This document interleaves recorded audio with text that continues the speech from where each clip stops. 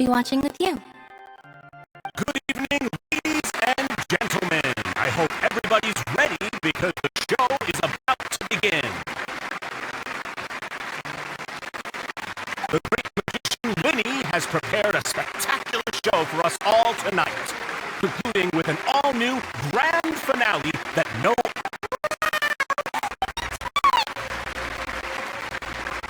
Thank you all so much for coming. Now, prepare to join me on a journey through the mystical and miraculous.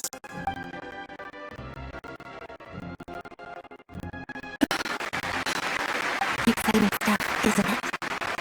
Yes, it's just... It reminds me of... No wonder.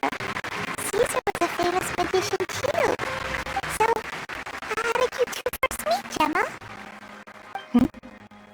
Well, I was out on the street once, and I saw him Children love magic, because they're willing to believe in things that can't be rationally explained.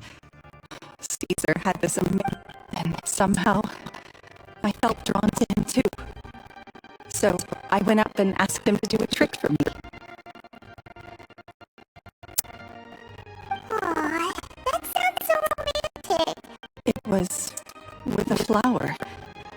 He took it in his hand, snapped his fingers, and I was so happy that day.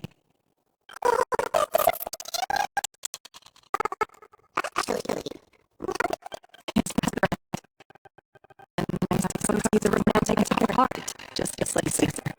After all, you never know when the purest he might be gone. That's right. It's all over now. Paimon doesn't really know how to comfort you, but at the very least... Right. Yes, you can breathe easy now. See? Even Lynette says... Wait, what? The Phantom Weasel? Lorenzo escaped? Where is he?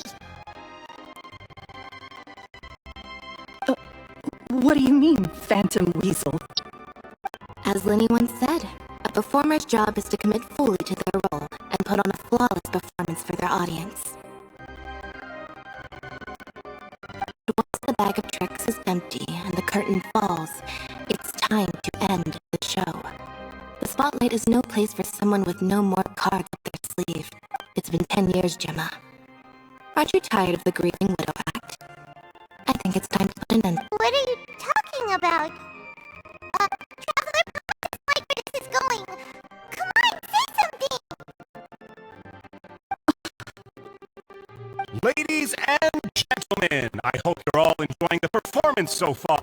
There will now be a brief intermission, after which Lyney will perform the most electrifying act of tonight's show. The final performance will take place outside of the Opera House, so please make your way outside. The Phantom Weasel never did like public places, did they?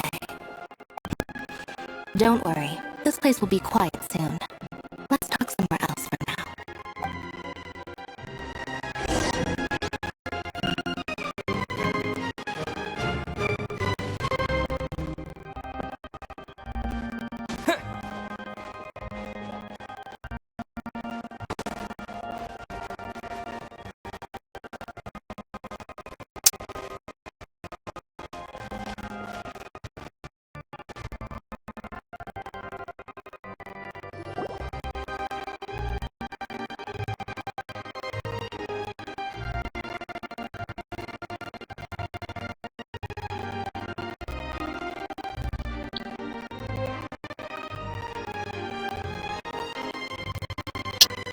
Dear me, this is awkward, isn't it?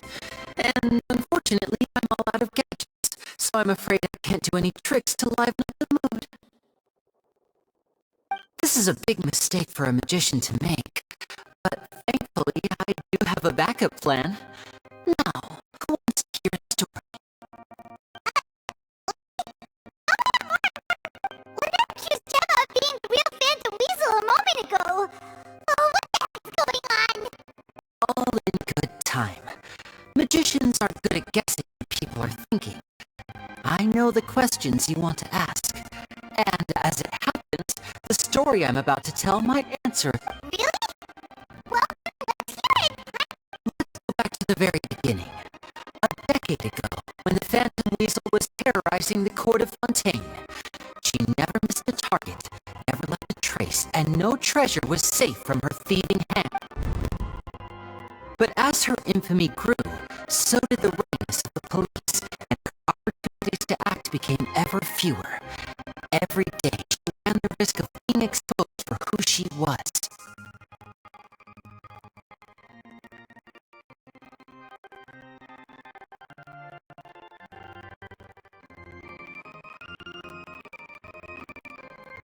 Of course, she could not simply take this lying down.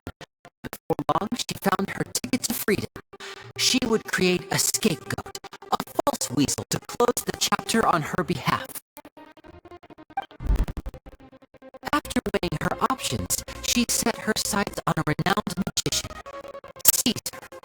After all, magic and theft shared enough similarities for people to buy the story when the truth came out. The weasel easily earned Caesar's trust.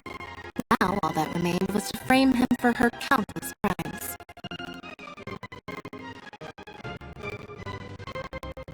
But as she was considering how to make her move, she noticed Caesar's aggrieved pupil, and a new thought entered her mind. Maybe I don't need to get my hands dirty after all. At her encouragement, Lorenzo tampered with Caesar's magic box, causing him to fall to his death.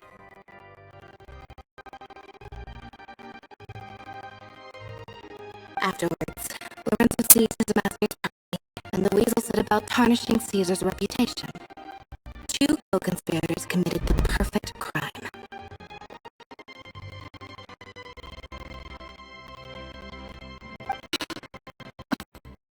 I've got to hand it to you. You're both exceptional storytellers.